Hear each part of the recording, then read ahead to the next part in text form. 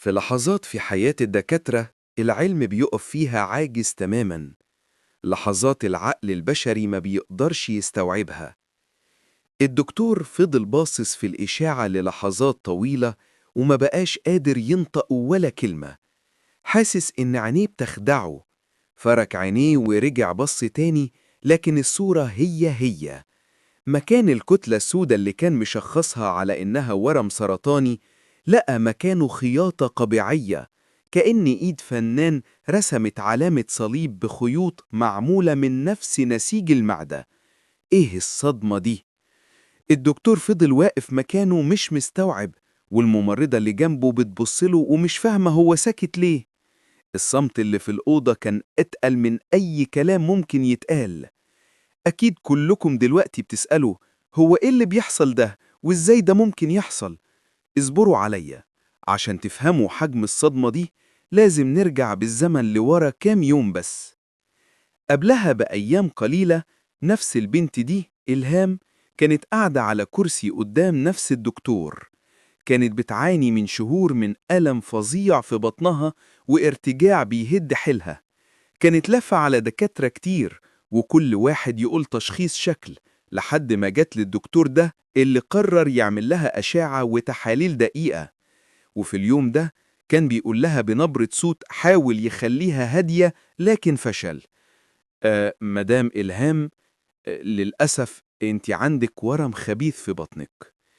الكلمة نزلت عليها زي الصعقة، والصدمة الأكبر إنه كمل وقال لها إن الحل الوحيد هو عملية فورية عشان يستأصلوا الورم، واحتمال كبير يشيلوا معاه جزء من الأمعاء. بنت زي الفل في عز شبابها تسمع خبر زي ده، تتخيلوا ممكن يجرالها إيه؟ الدنيا سودت في وشها. كل أحلامها ومستقبلها حست إنه بيتبخر قدام عينيها. الخوف مش بس من كلمة سرطان، الخوف من شكل جسمها بعد العملية، الخوف من رحلة الكيماوي، الخوف من إنها تسيب ولادها. حالتها النفسية اتدهورت تماما ودخلت في نوبات بكاء واكتئاب. لكن وسط كل الحزن واليأس ده، وفي عز ليل طويل قضته صاحية من الألم والخوف، عملت الحاجة الوحيدة اللي قلبها قال لها تعملها. جريت على أم النور. وقفت قدام صورة العذراء مريم اللي في بيتها، والنور خافت والدموع مغرقة وشها. فضفضت بكل اللي في قلبها، مش مجرد صلاة، دي كانت مناجاة من روح منهارة. بكت بحرقة وطلبت منها بمنتهى الإيمان وقالت لها: يا أم النور، يا أمي، أنا عارفة إنك حاسة بيا. أنا ضعيفة وخايفة، والدكاترة كلامهم صعب. انت عندك مكانة كبيرة عند ابنك، اتوسلي له ويشفيني من المرض ده وينجيني من أوضة العمليات. أنا ماليش غيركم، ألجت لهم. متسيبنيش. فضلت تبكي وتصلي لحد ما نامت مكانها من كتر التعب. والاستجابة كانت أسرع من الخيال. أم النور اللي عمرها ما بترد قلب مكسور قصدها، استجابت لدموعها وصلاتها. لما راحت إلهام للدكتور في ميعاد الاستشارة اللي قبل العملية بيومين عشان يعمل آخر فحص ويحدد تفاصيل الجراحة، عمل لها إشاعة جديدة كإجراء روتيني. وهنا حصلت المفاجأة اللي هزت كيانه. الدكتور وهو بيبص في الإشاعة ملقاش أي أثر للمرض، كأنه ما كانش موجود أصلاً. بس الصدمة الحقيقية ما كانتش هنا. الصدمة كانت لما لقى إن مكان الورم بالظبط في صليب متخيط جوه نسيج بطنها من أنسجة المعدة نفسها. مش مجرد علامة سطحية، لأ، ده صليب واضح في التصوير كأنه معمولة بخيوط جراحية إلهية. المعجزة العظيمة دي أعلنها بنفسه نيافة الأنبا دوماديوس أسقف بورسعيد في فيديو قدام الناس كلها، عشان الكل يعرف قوة شفاعة أمنا الحنونة العذراء مريم. ووسط الناس اللي كانت واقفة مبهورة باللي بيحكيه الأنبا دوماديوس، واحدة ست من البسطاء الطيبين سألته وقالت له: يا سيدنا، وصي أم النور علينا.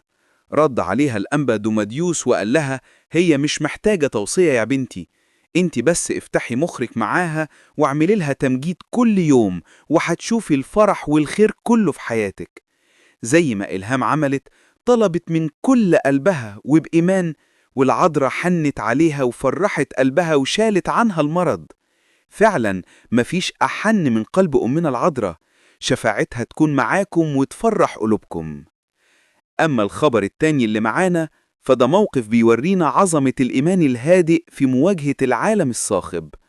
تخيل معايا المشهد، شارع أوروبي قديم، الناس رايحة جاية، كل واحد في حاله، وفي وسط الزحمة دي كان في راهب مسيحي ماشي في سكينة ووقار. فجأة واحد وقفه في الشارع وباين على ملامحه إنه غضبان ومتحفز. فضل يزن على الراهب ويحاول يجبره إنه يدعي على المحتلين.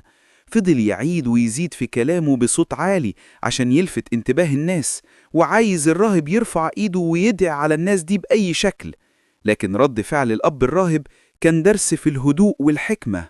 بعد ما الراجل حاول معاه كتير، الراهب بصله بابتسامة هادية وقال له: يا حبيبي، إحنا في المسيحية مش بندعي على حد، إحنا بنصلي وبندعي للكل حتى لو كانوا أعدائنا.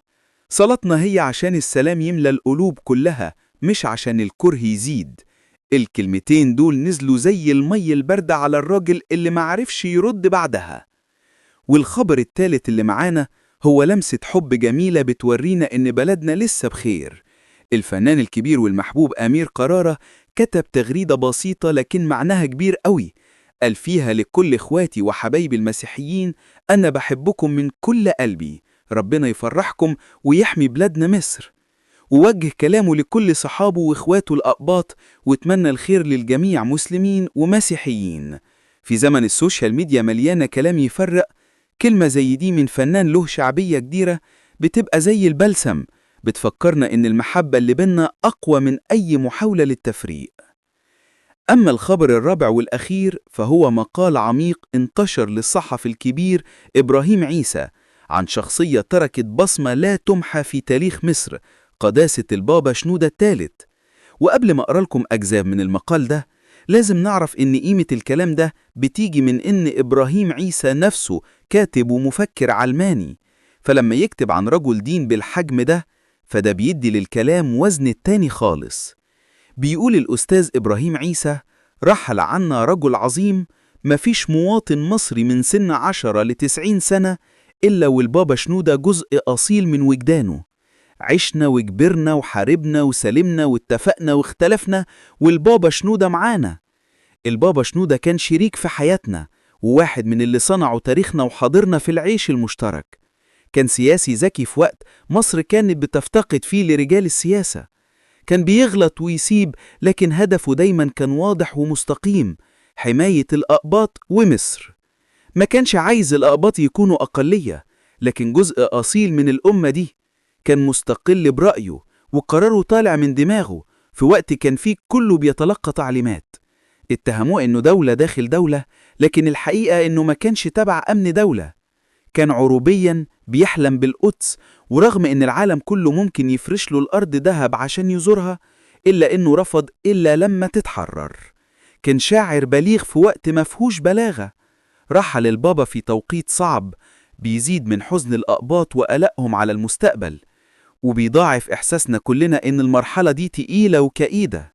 لما بنودع البابا شنودة بنودع مرحلة من عمرنا، لا البابا حيرجع ولا عمرنا حيرجع، فندعو الله أن تعود مصر. كلمات بتلخص تاريخ طويل من الحكمة والوطنية لشخصية استثنائية. ده كان مقال الأستاذ إبراهيم عيسى اللي حبيت أنقله لحضراتكم. دي كانت أحدث الأخبار اللي معانا النهاردة. قولولنا في الكومنتات أكتر قصة أثرت فيكم إيه. استنونا في كل جديد. سلام. وبكده تكون حكاياتنا وأخبارنا خلصت النهاردة. والكل اللي بيحب يتأكد من مصادرنا أو يرجع للقصة الأصلية، فتقدروا بالسهولة تشوفوا فيديو معجزة السيدة إلهام رؤوف بصوت نيافة الأنبا دوماديوس أسقف بورسعيد بنفسه. وأما عن موقف الأب الراهب فده هتلاقوه في مقطع الفيديو اللي انتشر ليه على منصات التواصل الاجتماعي. وأما عن كلام الفنان أمير قرارة فده موجود في تغريدة على حسابه الرسمي. وأخيراً المقال العميق عن قداسة البابا شنودة فده للكاتب الكبير إبراهيم عيسى، وهو منشور ومتاح للقراءة على أشهر المواقع الإعلامية. استنونا في حكايات جديدة. سلام.